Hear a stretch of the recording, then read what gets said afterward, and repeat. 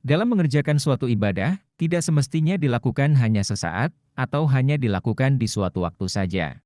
Misalnya, ada orang yang rajin mengerjakan sholat, hanya pada bulan Ramadan saja, sedangkan pada bulan-bulan lainnya ia meninggalkan sholat. Perilaku seperti ini bukanlah perilaku yang baik. Para ulama mengatakan, sejelek-jelek orang adalah yang hanya rajin ibadah di bulan Ramadan saja. Sesungguhnya orang yang soleh adalah orang yang rajin ibadah dan rajin sholat sepanjang tahun. Perlu diketahui bahwa salah satu tanda diterimanya suatu amalan adalah apabila amalan tersebut membuahkan amalan ketaatan berikutnya. Di antara bentuknya adalah apabila amalan tersebut dilakukan secara terus-menerus. Imam Nawawi memberi nasihat. Ketahuilah bahwa amalan yang sedikit namun rutin dilakukan itu lebih baik dari amalan yang banyak namun cuma sekali saja dilakukan. Ingatlah bahwa amalan sedikit yang rutin dilakukan akan melanggengkan amalan ketaatan, zikir, pendekatan diri pada Allah, niat dan keikhlasan dalam beramal, juga akan membuat amalan tersebut diterima oleh Allah Subhanahu wa Ta'ala. Amalan sedikit yang rutin dilakukan akan memberikan ganjaran yang besar dan berlipat dibandingkan dengan amalan yang banyak, namun sesekali dilakukan. Amalan yang rutin dilakukan, meski sedikit, maka kita akan terus mendapatkan pahalanya, sampai pun ketika kita berhalangan melakukannya karena ada uzur, maka kita tetap akan dihitung memperoleh pahalanya. Rasulullah Shallallahu Alaihi Wasallam bersabda, jika seseorang sakit atau melakukan safar, maka dia akan dicatat melakukan amalan, sebagaimana amalan rutin yang dia lakukan ketika mukim atau tidak bepergian, dan dalam keadaan sehat.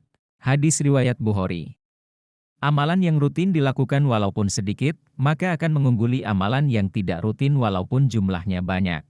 Misalnya, orang yang sholat duha 4 rakaat, namun rutin dilakukan, lebih baik dari orang yang sholat duha 8 rakaat namun jarang dilakukan. Amalan rutin inilah yang lebih dicintai oleh Allah Subhanahu wa Ta'ala. Nabi Shallallahu Alaihi Wasallam bersabda, amalan yang paling dicintai oleh Allah adalah amalan yang rutin, walaupun itu sedikit.